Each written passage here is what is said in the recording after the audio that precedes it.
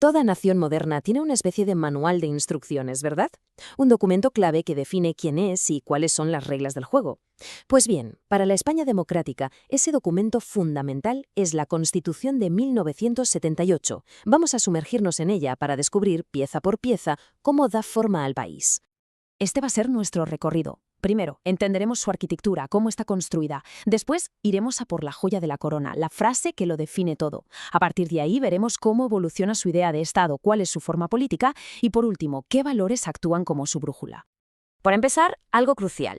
La Constitución no es una simple lista de leyes. Hay que verla más bien como el plano maestro de un edificio. Son los cimientos sobre los que se construye todo el sistema jurídico y político del Estado. Y, por supuesto, ninguna otra ley puede ir en contra de esos cimientos. Y no es un plano pequeño, Consta de 169 artículos, lo que ya nos da una idea de su nivel de detalle. De hecho, es bastante más larga que otras constituciones famosas, como la de Estados Unidos. Pero bueno, la clave no está solo en su longitud, sino en cómo se organiza por dentro.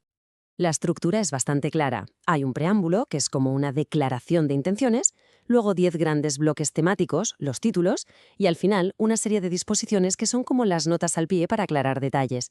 Pero lo más importante, la esencia de todo, está justo al principio, en el título preliminar. Son apenas 9 artículos, pero ahí es donde se definen los pilares de todo el sistema.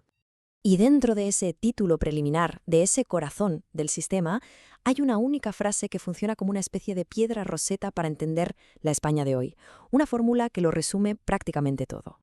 Nos vamos directos al epicentro del documento, al artículo que abre el telón, el artículo 1, apartado 1. Casi todo lo que define al Estado español emana, de una forma u otra, de aquí.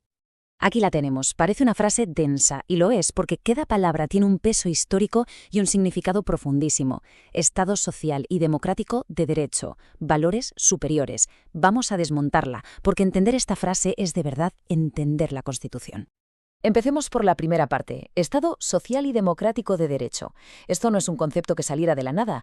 En realidad es el resultado de una larga evolución histórica, una fórmula compleja que se ha ido construyendo a lo largo de casi 200 años. Podemos imaginarlo como 3 capas que se han ido poniendo una encima de la otra. La base de todo fue el Estado liberal. Encima se construyó la capa democrática. Y por último se añadió la dimensión social. Cada una se apoya en la anterior. La primera fase, el Estado liberal de derecho, nace después de la Revolución Francesa con una idea que para la época era radical. El poder, incluso el del rey, tiene que someterse a la ley. Y esa ley la hace un parlamento que representa a la nación. Es, ni más ni menos, que el fin de la arbitrariedad del poder absoluto.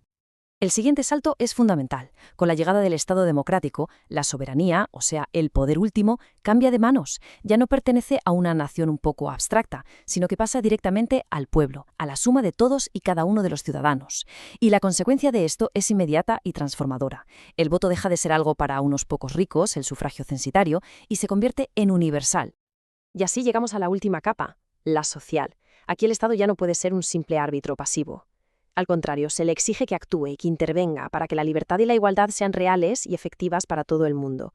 Y esto se traduce en cosas tan concretas como la sanidad y la educación públicas o las prestaciones sociales. Muy bien, ya hemos definido el tipo de Estado que es. Ahora vamos a ver la forma que tiene.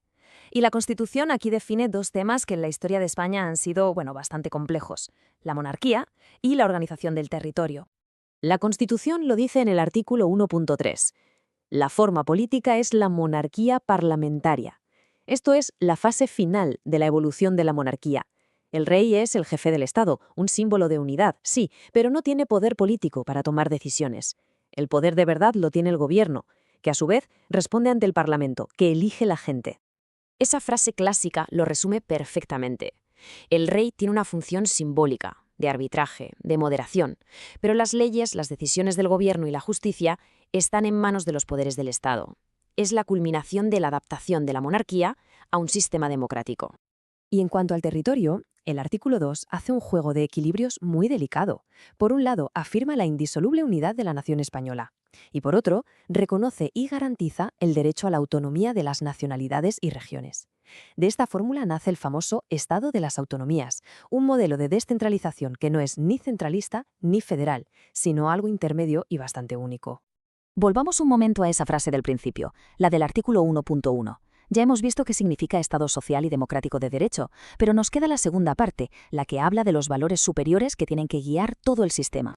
Estos 4 valores son la libertad, la justicia, la igualdad y el pluralismo político. Y ojo, que no son solo palabras bonitas, no es poesía, son principios legales que obligan. Esto quiere decir que todas las leyes y todas las acciones de los poderes públicos tienen que interpretarse a través de este filtro. Son, en pocas palabras, la brújula moral de todo el sistema. Y este último, el pluralismo político, tiene una carga simbólica especial. Al ponerlo como valor superior, la Constitución estaba marcando una ruptura total y deliberada con el pasado autoritario de partido único. Estaba garantizando que hubiera variedad de ideas, el papel fundamental de los partidos, de los sindicatos, en definitiva, la democracia. Así que, como hemos visto, una sola frase de la Constitución nos permite desplegar el mapa entero del sistema político español, un Estado de Derecho que ha evolucionado en 3 fases, una monarquía parlamentaria, un modelo autonómico y 4 valores como guía. La pregunta que queda en el aire es, casi medio siglo después, ¿cómo se enfrenta este plano maestro a los nuevos retos de un mundo que no para de cambiar?